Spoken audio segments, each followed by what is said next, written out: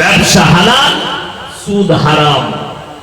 রাসূল সাল্লাল্লাহু আলাইহি সাল্লামের হাদিস, একটা ব্যক্তি, কোন মানুষ 1 টাকা যদি সুদ খায়, কত টাকা বললাম বাবা? 1 টাকা যদি সুদ খায়, নিজের মায়ের সঙ্গে 36 বার জিনা করার সমান পাপ হবে। জোরে বলুন নাউজুবিল্লাহ। এরপর ভেবে দেখুন, এই আমি বক্তব্য দিয়ে যাচ্ছি, সকালবেলায় আপনাদের বাজারে যতগুলো সুদ করা আছে চায়ের দোকানে আমাকে গালি দেবে, এই হুজুরকে দাওয়াত দেওয়া ঠিক হয়নি, বাজে হুজুর। আচ্ছা, আমাকে গালি দিলে সুদ হালাল হবে?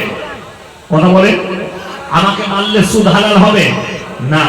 যেহেতু আমি হারাম বলিনি, আল্লাহ হারাম বলেছেন, রাসূল আকরাম সাল্লাল্লাহু আলাইহি সাল্লাম যার উম্মত বলে দাবি করছেন তিনি হারাম বলেছেন। নাম্বার 2, মদ খাওয়া হারাম না হালাল? হারাম। আমি আপনাকে 3 হাঁটা থানায় দেখিয়ে দেবো, মুসলমান মদ পানও করছে, মদ বিক্রিও করছে। ঠিক বললাম না ভুল বললাম? এটাই হচ্ছে দুঃখ।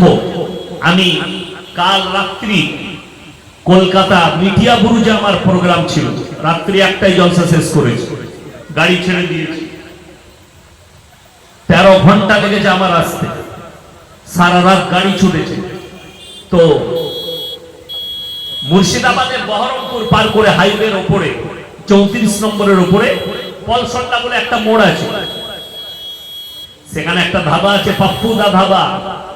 দাঁড়ালাম, 3টে বোর্ড লাগানো আছে, অথচ হোটেলটা পাঞ্জাবিদের হোটেল। মাথায় পাগড়ি বেঁধে 2 ভাই হোটেল চালাচ্ছে, বসে আছে।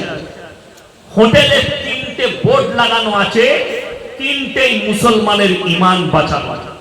নাম্বার 1, প্রশাসনিক পুলিশ প্রশাসনের বোর্ড। নাম্বার 1 কি আছে? মদ পান করা নিষেধ।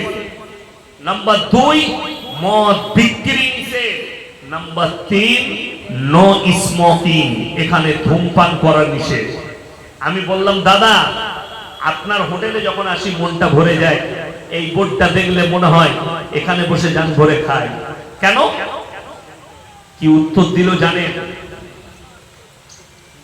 আরে হুজুর, আমি যেখানে ব্যবসা করছি এটা 85% মুসলিমের বসবাস, আর আমার 80% কাস্টমার মুসলমান। আর আমি জানি আপনাদের ধর্মে মদ স্পর্শ করা হারাম। একজন অমুসলিম ভাই আপনার ধর্মকে এত রেসপেক্ট করে, অথচ একজন মুসলমান জানে মদ স্পর্শ করা হারাম, মদ পান করা হারাম, তারপরও সে দোকান খুলে বসে আছে, মদ বিক্রিও করছে, মদ পান করছে, গাঁজা বিক্রি করছে, গাঁজা পান করছে। চলুন নাম্বার 3, লটারির টিকিট ইসলামে হারাম না হালাল? হারাম। আপনাকে আমি আপনাদের বাজারে দেখিয়ে দেব, মুসলমান লটারি বেচছে, মুসলমান লটারির টিকিট কাটছে। ঠিক বললাম না ভুল? অথচ দুঃখ লাগে, যারা লটারির টিকিট বিক্রি করছেন, অনুরোধ করে বলছে আপনি হারাম ইনকাম করছেন।